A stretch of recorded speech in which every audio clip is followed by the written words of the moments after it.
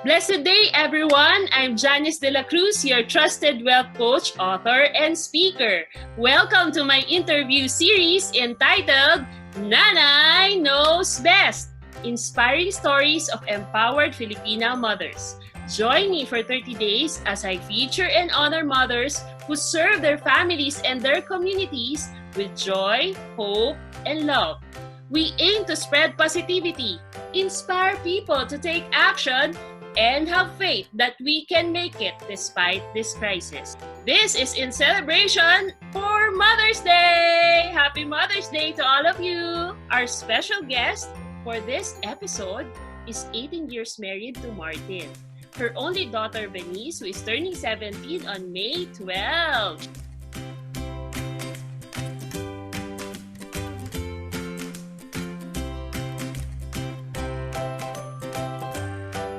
She is a sales executive or SVP of a multinational financial services company. Been in the industry for 31 years, handling over 4,000 financial advisors as part of her role. She is also handling the sales teams in over 20 branches in Visayas and Mindanao. Let us all welcome on this show, Nanay de Los Reyes!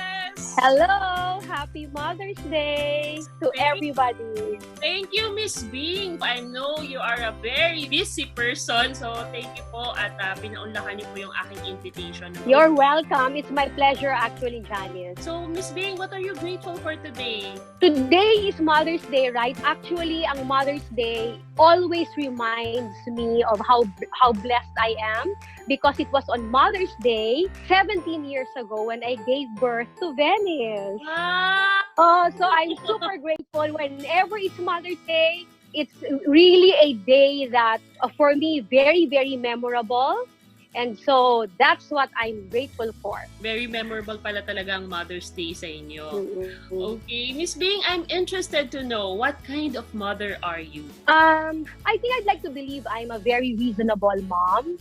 And by reasonable, that means I can be strict. I can be a disciplinarian when kailangan.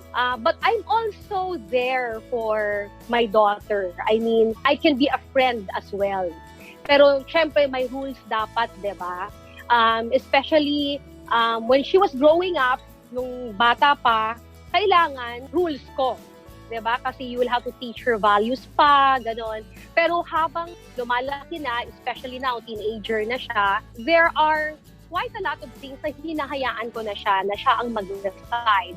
For example, clothes niya, what sport she likes, decision na niya yon. Even what course to take, pag nag-college na siya, decision niya yon. So I think I'm pretty much reasonable. How about si Venice? Ano naman yung best adjective na dinidescribe niya sa'yo? Ay, tanungin natin siya niya. Let's sige! Pwede bang Venice naman, join me here.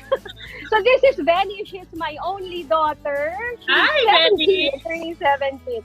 Oh, tanungin mo na siya, Tita Janice. Okay, Venice, I'd like to know what is the best adjective na pwede mong ibigay sa mom mo?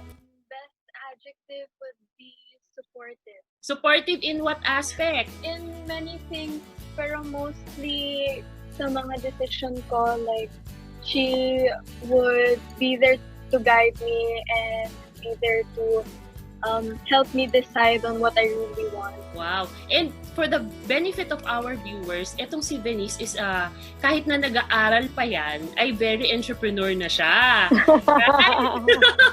And you are making some goodies, right? And you're selling them. Supported ka ba ng mami mo pagdating doon? Yes, very much. Ano ko yun, client base ko. Oo, di ba? Yung mga titos-titos niya, yun din yung kanyang mga customer sa kanyang cookie business. Little cookie business. Okay, thanks, Baba. Thank you very much for the description. Bye! Wow, supportive mom pala talaga si Miss Bing. I've known Miss Bing as a very busy person in and out of the country, di ba? Traveling from one place to another. So I'm interested to know, Miss Bing, how are you taking care of Venice, knowing that you are also a very busy working mom? I think I was pretty much very fortunate that during her formative years, 7 years old, up to 10 years old in fact, I was pretty much here. So based ako sa Metro Manila noon, right now, I am handling Visayas and Mindanao. It really entails me to travel from one place to another. So mostly, I would be out. Pero during weekends, that's my commitment to Venice and to my husband that I have to be home para naman meron kaming bonding time, may family time naman kami. But during the weekdays, mga first 3 weeks of the month, I would move from one place to another. Aming agreement was that I should not surprise her with my schedule. So that means dapat early on, about like start of the month, I tell her already, okay, this is my schedule for the entire month. Or the next 2 weeks, I'll be away during these days, and then I'll be back during these days. So she would know already. Ayaw niya yung nasusurprise siya sa mga schedules na parang biglaan. Oh, aalis ka, di ba?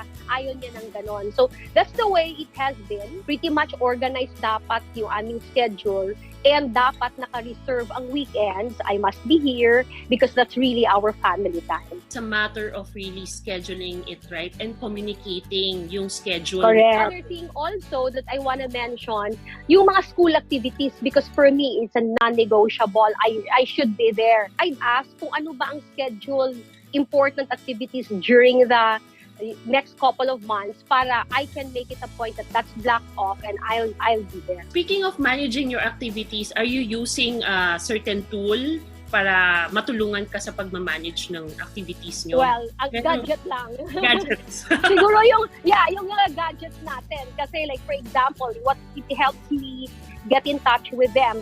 Because when I'm away, for example, I use FaceTime, call up each other. Kung wala siguro yun, mahirap din get in touch with them. So talagang pagka may gusto, nakakahanap naman ng paraan, di ba? Correct. Tama. Growing up po, si Venice, how do you discipline her? Nakatikim ba si Venice ng palo sa inyo? Or ano ba siya? More on sa words lang? Ang ginagawa ko sa kanya whenever, she does something that hindi okay sa akin. Nagkaroon siya ng kasalanan, for example, may nagawang hindi maganda, I'll do silent treatment.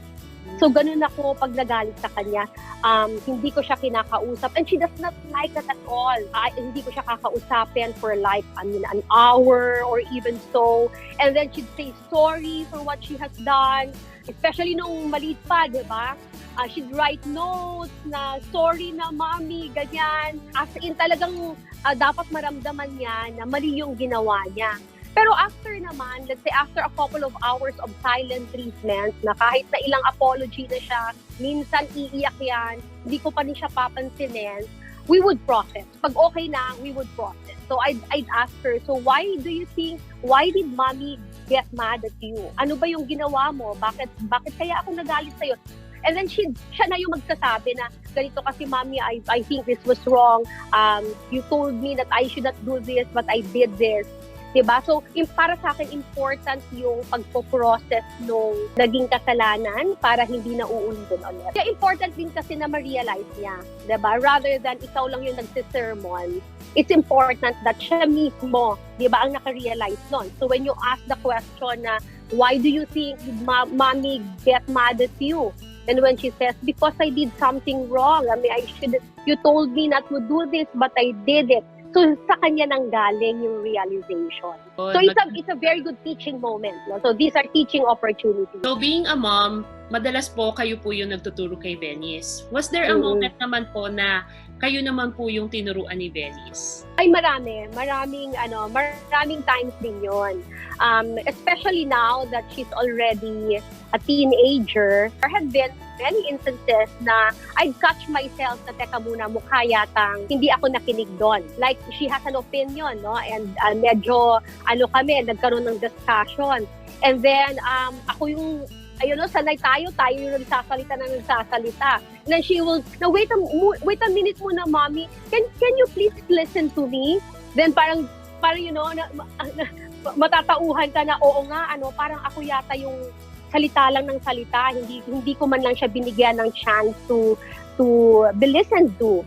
I think as mothers, that's very important that we listen to what they have to say. Share to us, Miss Bing, a story or an instance wherein napakita niyo po yung mother knows best. Talaga namang mother knows best, diba? This is really still a work in progress, no? Yung choice of school. Kasi I really wanted her to experience how is it to be in the same school where I graduated from, diba? As you know, Janice, I graduated from Philemon University. And I had very good experience there, especially sa campus life ko, not only in academics, staying away from the family, pero hindi ganun ka-away na abroad. But yung bang hindi naman ganun kalayo na pwede mo siyang bisitahin pa rin if you want to, right? I've been wanting her to study there. So for the longest time, ayan, parang binibenta ko sa kanya yung idea na dun siya mag-aral. She mentioned to me na ito yung mga options niya, ganyan-ganyan. And wala yung Philemon sa options niya. And then I think because also I've been bringing her there, and then yung cousins niya dun din nag-aaral. One day na lang, siguro after a couple of times of trying to influence her, convincing her to go. All of a sudden, hindi ko na naman siya kino-convince na, no? So, she came to me and told me na, you know what, Mommy, I think I wanna go to Philemon. I wanna study there. So, ngayon, we're now preparing. She's going to go there for her senior high. I know that, deep in my heart, that it's really one thing that it's one of the best decisions she'll make in her life. Because I really believe that hindi lang academic dapat bigyan natin ng attention, but also the formation of values. And these are the things that I have learned from the university. Wow. So, Mommy knows best. Yeah, I love Dumaguete. Naggaling ako doon. You've been there, no? Training, yes. Oh, And I love that place. So I'm sure that Venice will enjoy her time there. Miss Bing, right now that we are still in a lockdown, what is that regular routine na ginagawa niyo as a family? Can you share some tips so that our viewers will learn from you? I made sure that there's some form of, parang meron pa ring difference ang work week and weekend. So what we do every work week, ito yung schedule namin. My husband and I would wake up around 4:30 in the morning. That's our run time. Kasi at least we're blessed here in our small village because we can still run. We can still run outside. But it's just a very small village, around the gated village lang. So around 4:30 to about 7 o'clock, that's our exercise time. Si Dennis would join us also around 6:30 ang kanyang wake-up time. She'd also walk around. And then after that, we spend breakfast together. This is a luxury because prior to quarantine, we could not spend breakfast time. Sa dinner time though, we can whenever I'm here. Have breakfast around 8:30, 8 to 8:30. And then starting at 9 o'clock, ayan, work na yan. I'm already in my work mode. In fact, I would wear my work clothes. It psychs me up na trabaho pa rin. We're still in the office, diba? So my husband goes to his corner, I go to my corner, and we do our work already. Around 12:30, that's our lunch time. And then, umpisa ulit ng trabaho, 1 to 1:30, doing our Zoom meetings, team meetings, all this online stuff that we need to do during quarantine, calling my teams, doing all the paperwork. So that goes on until about 6 to 6:30. So that's Monday to Friday. And then Saturday and Sunday, we make it a point na eto, family time to. Hindi kami magko-computer ng Saturday, Sunday. So what we do Saturdays, we've lined up our movies. So we haven't watched many movies in the past, like how many years na siguro na ganito sunod-sunod. No? So we've done that, and we discovered something na both of us pala, we love stories of underdogs. And then we also love true stories. Ganyan ang mga gusto naming type of movies. And then on Sundays, we do our church time. So after our breakfast, we tune into YouTube, and good thing also that our church uploads Sunday services there. So we would spend time as if nasa simbahan pa rin kami. We simulate the kind of Sundays we would have before, no? The way we've been managing our quarantine, our lockdown days. Na-mention nyo kanina na na-enjoy yung movie time nyo ni Venice, diba? So, ano yung mga movies kaya na pwede nyo i-recommend sa mga viewers natin na para at least, diba, something na they will get parang ma-inspire sila or it's something that they will learn also. So, Miracle, We Are Marshall, Pele. The story of Pele is also very, very nice and very heartwarming. Also watch Israel. Israel is a nice movie. We want to go there. Kaya because of the movie, no. So, ayan, so far that's up top of my mind. I will also consider your recommendations, Miss B. Minsan talaga, no, na, para din we take our minds off yung mga negative news, di ba? Mas maganda focus tayo sa mga magagandang news. Yeah, you're right. I mean, kung tutok lang tayo, lahat puro COVID ang pinapanood natin, it also drains our energies, di ba? So it has to be a good combination of news, because of course we need to know what's happening. Good combination of news as well as some movies naman to get our mind off. Most moms, they struggle with this yung taking care of themselves. Diba? At this point in time, syempre yung mga anak, lalo na kapag may maliliit pa mga anak, talagang nandyan sila lahat, diba? So ano kaya yung tip na pwede mong i-share sa ating mga mothers na nanonood about taking care of themselves? I'm a firm believer that we should find time for me time. Especially for working moms like me, we have very, very busy schedule, right? Like we run here and there during the week. We have toxic schedules. In my case, I take a couple of flights every week and then meetings after meetings after meetings. And so grabe, di ba, ang schedule during the week. So it's important that we recharge during the weekend. Probably grab a book. In my case, I look forward to Sunday afternoon dahil salon time ko yan. Of course, prior to the quarantine, ayan, no miss yan. Every Sunday afternoon. Kasi Sunday morning, we'd go to church and then we have our family lunch and then salon time na. And ngayon, do it yourself na lang muna tayo. Because in the salon, it's very, for me, napaka-relaxing nun. So it's time, it gives you some time to pamper yourself. You can catch up with Facebook, right? And just be recharged for what's up ahead in the next week. So it's really important that, and I cannot stress this more, it's very important that we stay healthy. Eat healthy, exercise, have good sleep, and look good. I mean, I'm already, i-reveal ko ba yung age ko? I'm already 53. In my case, got married at 35. And I had Venice at 36. I need to stay fit. If I want to enjoy my long years, quality years, and see and enjoy my apos, I need to stay healthy, di ba? So in my case, I exercise every day. I do yoga. Before, I used to go to yoga classes. Now, I just do yoga at home. I also am a long-distance runner. I run 10K, 15K, even 21K, several 21Ks already. In fact, I am also training to participate in the Boston Marathon, my first fall and one of the 6 majors na marathon. So I'm very excited to participate. Yun na nga lang, it got rescheduled. It was supposed to be last April, so now it's been scheduled for September. I just hope na matuloy ito.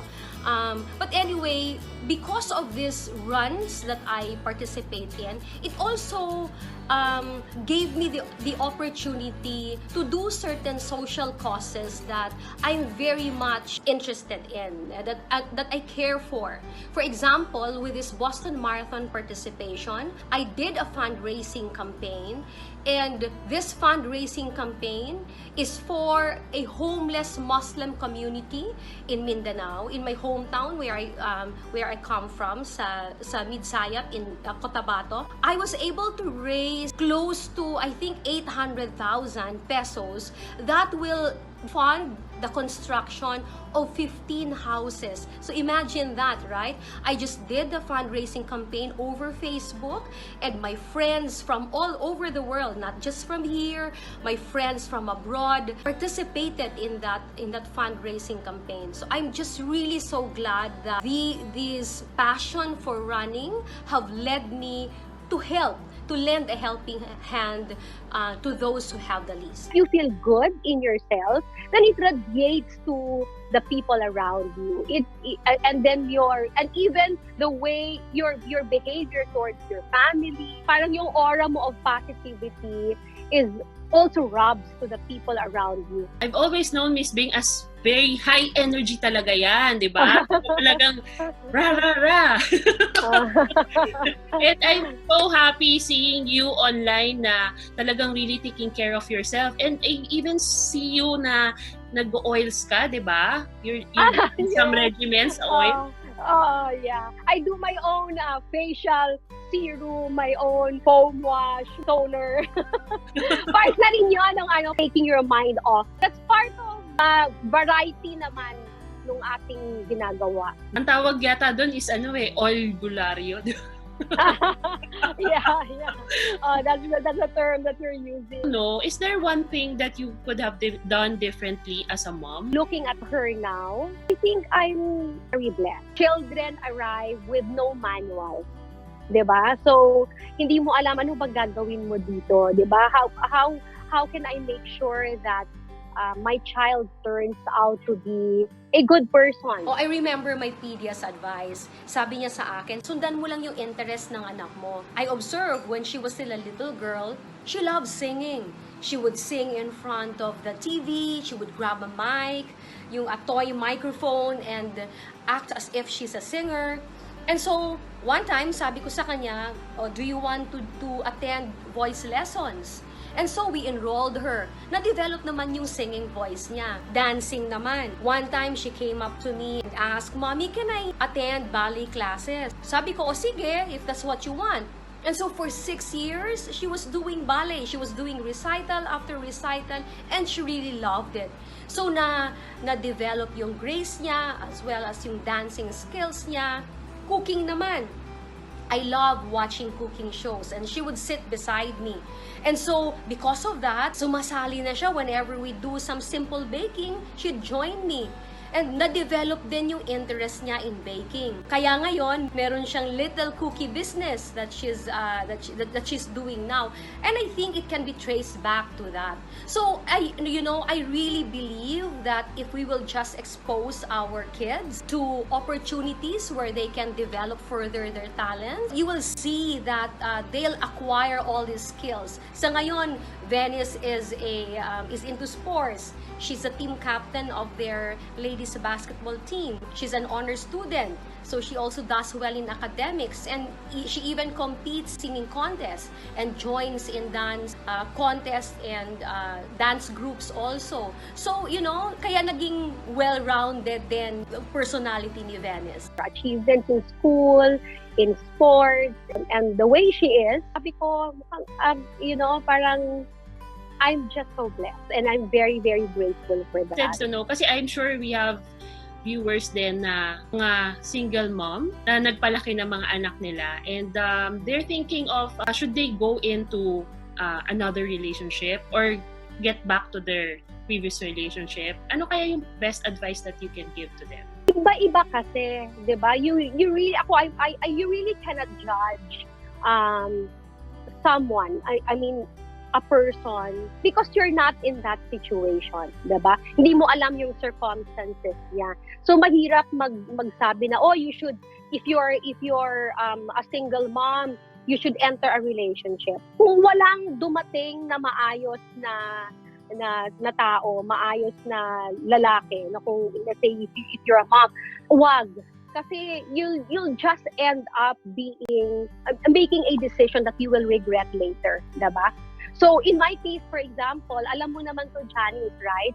I mean, we got separated with my husband for a little over 5 years because of some differences. Went to the US and then now we're back.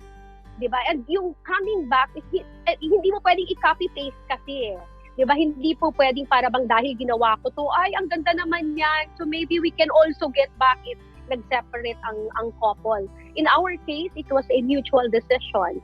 It took a while because both of us needed to heal first. And then because we have a daughter na both of us really love. Puro isang importante yon. We never lost touch. Even if he was away, he was in the US, he still got in touch with us always. Kasi nandyan si Venice, diba? And he really adores our daughter. The process of us deciding to get back together also took a while. So hindi rin yan, sige na, let's get back together. Hindi rin ganon. So maraming considerations that we had to take before we made that decision on mukhang it's time, this is God's time for us to get back. Ako natanong yan kasi sobrang kinikilig talaga ako dyan kay Miss Vince kay Sir Martin. Kapag nakikita ko sila together and sa mga post nila and how sweet they are, no? So hindi naman biro talaga yung decision na ginawa ninyo. Talagang it's a very difficult decision and I'm seeing that you're really happy now, diba, that you're back together and really, syempre yung effect nun kay Venice is really fantastic. I think prayers din talaga, diba? Sabi nga natin, in God's time. So God always has your best interest in mind. When you pray, He listens, He answers. Ano kaya yung one life lesson or value that you want Venice to remember from you? Generosity. I always tell Venice that generosity is a gift. If you have the ability to be generous, only with resources but also with your time, take advantage of that opportunity. Kasi ito sinasabi ko kay Venice palagi, not everyone is given a comforts of life that we are enjoying right now. And because you're given that, para sa akin, para responsibility natin na maging channels of blessings and grace to other people, diba? So if you have the opportunity to exercise generosity, then do it. Kasi yung opportunity na yan, sayang. It does not happen all of the time. And when you have the ability to be generous, that's such a blessing. So I just really hope that Venice will continue to have the generous heart for others. Ganda talaga yung generous ka eh. Kasi the more you are generous, the more you are being blessed by God. Yeah, correct. Kasi lahat naman ng blessings na meron tayo is not coming from ourselves, di ba? It is from God and then talagang stewards lang talaga tayo. Thank you for that beautiful message. Now, Miss Bing, I'd like to invite you to promote your advocacy. As you mentioned, Janice, I've been in the financial services sector for 31 years now. And I have spoken to thousands of people, engaged with them. I have conducted hundreds of financial wellness seminars and have validated time and again the huge need for financial literacy in our country. You know, we really need to prepare for the various financial needs in our lifetime if we want to have what we call quality lifestyle. Because these financial needs can be anticipated anyway, diba?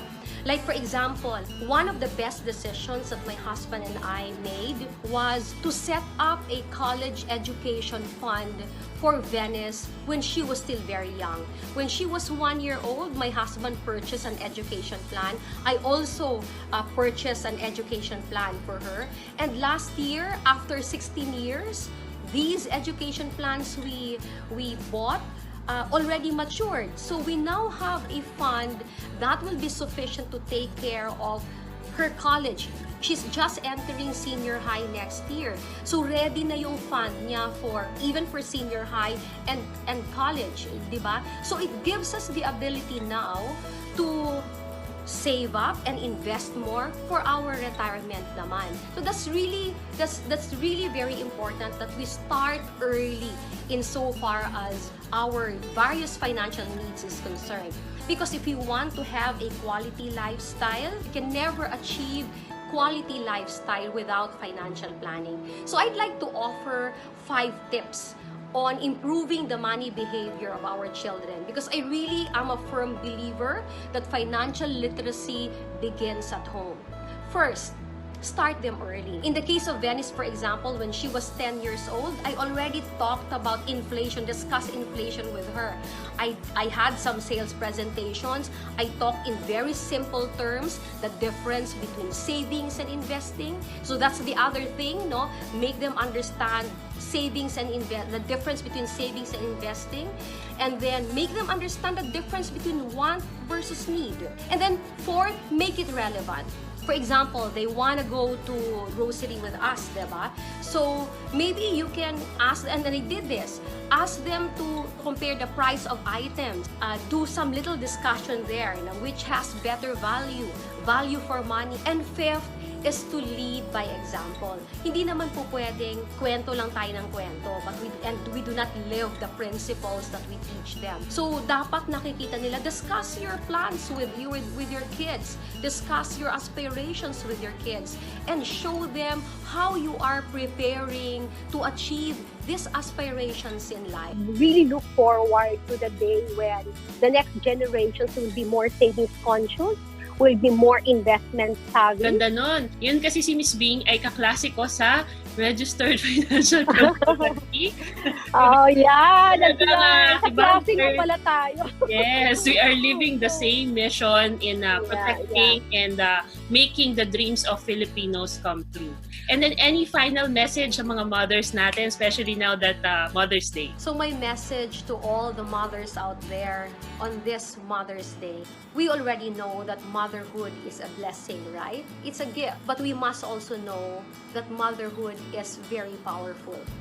Imagine being able to impact the next generation through our children. So let's embrace our role as mothers with love, because if we show and demonstrate to our children how much they are loved and how much they feel secure in our love, then they'll grow up to be confident individuals, ready to love and care for others as well. Let's remember always that the mother is the child's first teacher, and the mother's heart is the child's first classroom. Wow! Thank you very much, Miss Bing, for guesting in my show, and happy Mother's Day to you! Thank you, Janice, for giving me this opportunity to share my ideas and thoughts with you on this very special day, the Mother's Day. Thank you. Okay, there you have it, friends. We have heard the wonderful and inspiring story of Nanay Bing and her family. From the bottom of my heart, I would like to thank you all for joining me for 30 days for this Nanay Knows Best episode. Stay safe and healthy, everyone. God bless. Bye-bye. Bye.